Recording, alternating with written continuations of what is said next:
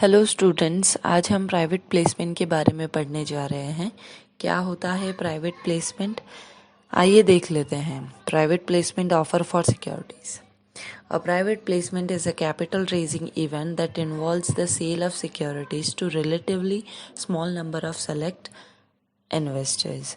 Company अधिनियम 2013 के अनुसार निजी आधार पर प्रस्ताव से तात्पर्य किसी कंपनी द्वारा व्यक्तियों के किसी चुनिंदा समूह को निजी आधार पर प्रस्ताव पत्र द्वारा प्रतिभूतियों के प्रस्ताव से है अथवा प्रतिभूतियों के आवेदन के लिए निमंत्रण से है।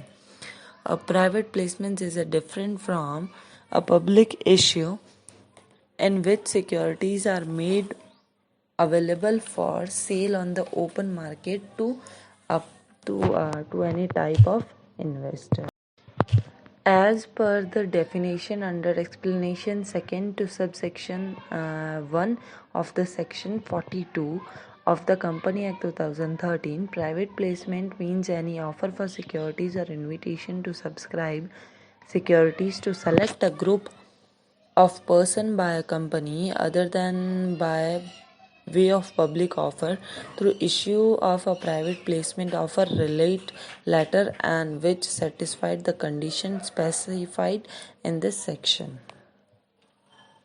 Private placement is governed by Section 42 of the Company Act 2013. As per Section 42 of the Company Act 2013, the maximum number of persons to which allotment can be done in a year shall not exceed 200, excluding qualified institutional buyer and employees who have been given securities under ESOP scheme in financial year. If the same exceed the prescribed limit, then and will be deemed to be a public issue and the company has to follow the procedure of public issue.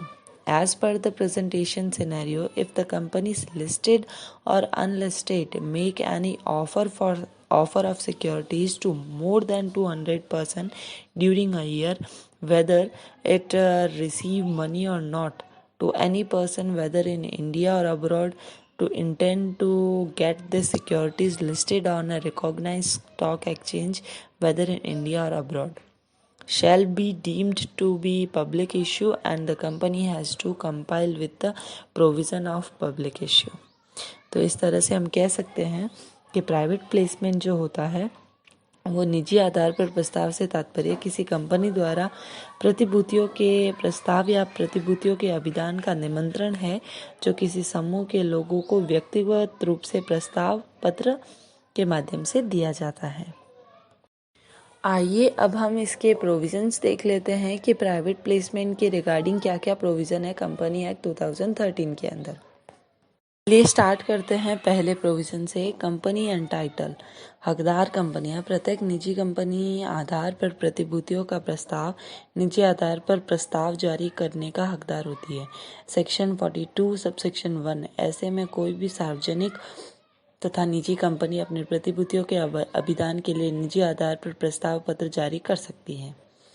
Second है number of person. अधिकतम आवेदन प्रतिभूतियों के आवेदन अधिकतम 50 व्यक्ति अथवा निर्धारित की गई उच्च संख्या में व्यक्तियों को किया जाता है। फिर है कि एमसीए के द्वारा निमंत्रण अधिकतम हम 200 व्यक्ति को दे सकते हैं और 200 व्यक्ति में हमेशा जो अपने जो बायर्स होते हैं उनको हम क्वालिफाइड इंस्टीट्यूशनल बायर्स और कर्मचारी स्टॉक विकल्प अंतर्गत जो भी अभी हमने पढ़ा ना, उन दोनों को हम काउंट नहीं करेंगे। फिर हमारा थर्ड है कि फॉर्मेट और मैनर के निजी आधार पर प्रस्ताव निर्धारित किए गए प्रारूप या रीति से किया जाएगा सेक्शन 42 सबसेक्शन 2 के अंदर, और इसको अभिलेख में रखने और सुरक्षित रखने की तिथि से 30 दिनों के भीतर इस फॉर्म को पीएसए फॉर्म नंबर 5 में भेजा जाएगा। इसको हम इलेक्ट्रॉनिकल फॉर्म में भी लिख सकते हैं। फिर फोर्थ है हमारा कंडीशन, शर्तें, यानी निजी आधार पर निर्गमित करने के लिए शर्तों का पालन करना होगा। अब देखते हैं कि किन किन शर्तों का हमको पालन करना है। प्रतिभूतियों के अंशधारी ने विशेष संकल्प पारित करने की अनुमति दी है तो फिर है कि मूल्य के औचित्य के आधार को सभा की सूचना में स्पष्टीकरण में प्रकट किया जाना चाहिए। फिर है अपरिवर्तनीय ऋण पत्रों के प्रस्ताव एवं निमंत्रण की दशा में विषय संकल्प 1 वर्ष के अंदर पारित करना होगा और ज़्यादा से ज़्यादा मैक्सिमम 200 पर्सन ही हो सकते हैं जिनको हम निमंत्रण दे सकते हैं और प्रत्येक व्यक्ति को कम से कम 20,000 मूल्य की प्रतिभूतियों में निवेश करने का प्रस्ताव किया जाना है। फिर है हमारा procedure for making offer and giving invitation, प्रस्ताव निमंत्रण करने की प्रक्रिया। फिर है हमारा कि अभिलेख रजिस्ट्रार तथा सेबी को फाइल करना है कि जो ऐसे प्रस्ताव और निमंत्रणों और पूर्ण अभिलेख रजिस्ट्रार को फाइल करेगी। ऐसा अभिलेख निजी आधार पर प्रस्ताव या निमंत्रण पत्र पर भेजने को प्रसारित करने के लिए 30 दिनों के भीतर रजिस्ट्रार के पास फाइल करना होगा। एमसीए के नियमों में यह भी कहा गया है कि ऐसे प्रस्तावों और निमंत्रण के अभिलेख की एक प्रति रजिस्ट्रार के पास फॉर्म नंबर PSA 4 में फाइल की जाएगी।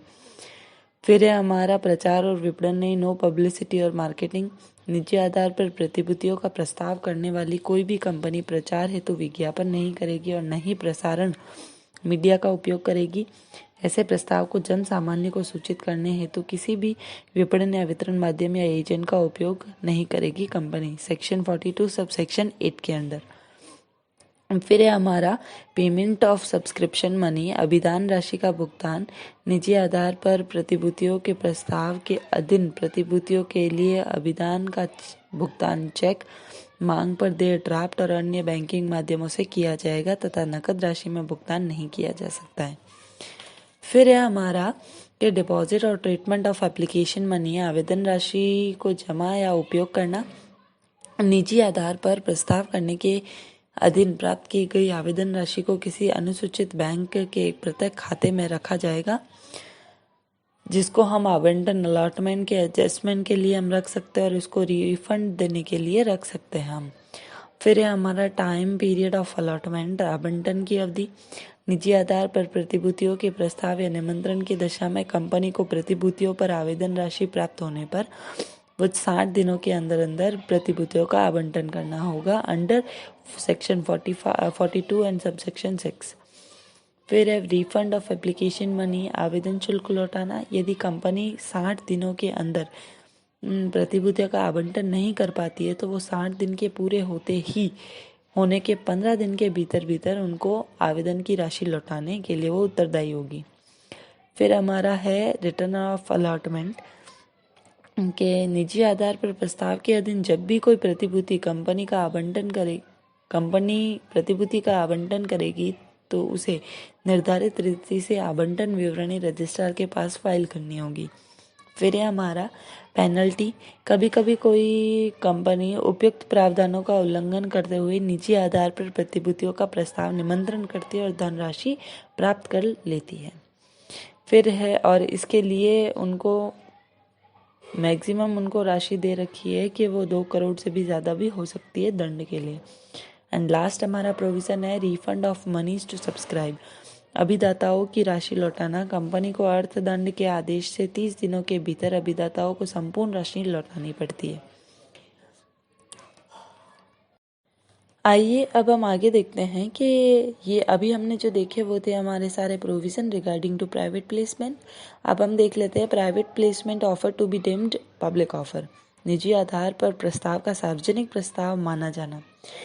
कभी कभी क्या होता है कि कोई भी कंपनी प्रतिभूतियों के निजी आधार पर प्रस्ताव किए गए प्रस्ताव या प्रतिभूतियों के अभिदान का निजी आधार पर दिए गए निमंत्रण निम्नांकित दशाओं में वो पब्लिक ऑफर मान लिया जाता है। अब वो दशाएं कौन कौन सी है, 2 कंडीशन दे रखी है, आइए देख लेते हैं। सबसे पहला, जब प्रस्ताव या निमंत्रण इस अधिनियम के प्रावधानों के अनुरूप नहीं बना है।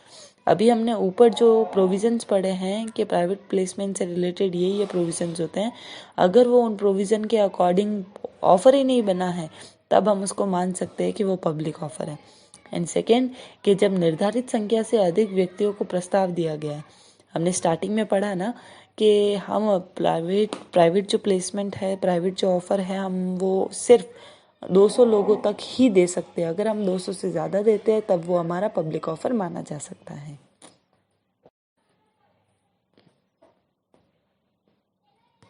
आइए अब हम रिटर्न ऑफ अलॉटमेंट देख लेते हैं कि होता क्या है। जब कोई भी कंपनी किसी निजी आधार पर प्रस्ताव द्वारा प्रतिभूतियों का आवंटन करेगी तो उसे रजिस्ट्रार के पास एक आवंटन विवरणी फाइल करनी पड़ेगी। इस रिटर्न में निर्धारित की गई सभी बातों का उल्लेख होगा। इस विवरणी में प्रतिभूति धारकों की संपूर्ण सूची होगी, जिसमें उनका पूरा नाम, पता, आवंटित प्रतिभूतियों की संख्या और उन्हें निर्धारित की गई अन्य संबंधित सूचनाएं होगी। Section 42 subsection 9। A return of allotment of securities under Section 42 needs to be filled with the registrar within 15 days of allotment in form PAS number 3, including a complete list of all allottees with their full names, address, number of the securities allotted and such other information as prescribed. तो return of allotment आपको समझ आ ही गया है, होता है हमारा return of allotment.